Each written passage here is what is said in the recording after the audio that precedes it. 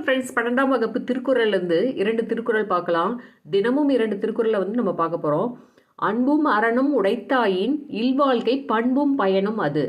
இதோட விளக்கம் என்னன்னு பார்த்தீங்கன்னா, அன்பும் அறமும் உடையதாக இல்வாழ்க்கை விளங்குமானால் அதுவே வாழ்க்கையின் பண்பும் பயனும் ஆகும். இதில் அமைந்துள்ள அணி நிரல் நிறை அணி. நிரல் நிறை அணினா சொல்லையும் பொருளையும் வரிசையாக நிறுத்தி அவ்வரிசைப்படியே இணைத்து பொருள் கொள்வது தான் நிரல் நிறை அணி. இதில் இருந்து எக்ஸ்பெக்டட் கொஷின் என்னன்னு பார்த்தீங்கன்னா, வாழ்க்கையின் பண்பும் பயனும் எது என்று வள்ளுவர் கூறுகிறார். அன்பும் அறமும் உடையதாக இல்வாழ்க்கை விளங்குவது. அதாவது இந்த மாதிரி தான் வினாக்கள் இப்பெல்லாம் வருது. இன்னொரு தடவை கொஷின் பார்க்கலாம். வாழ்க்கையின் பண்பும் பயனும் எது என்று வள்ளுவர் கூறுகிறார் அப்படின்னா, அன்பும் அறமும் உடையதாக இல்வாழ்க்கை விளங்குவது. நெக்ஸ்ட் திருக்குறள் பார்க்கலாம்.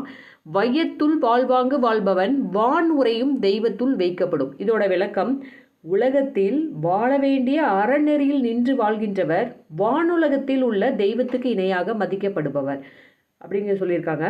இதோட வினா, இதில் எக்ஸ்பெக்டட் கொஷின் பார்த்தீங்கன்னா, தெய்வத்திற்கு இணையாக மதிக்கப்படுவார் என்று வள்ளுவர் யாரை குறிப்பிடுகிறார்? உலகில் வாழ வேண்டிய அறநெறியில் நின்று வாழ்கின்றவர் தான் தெய்வத்துக்கு இணையாக மதிக்கப்படுவார்.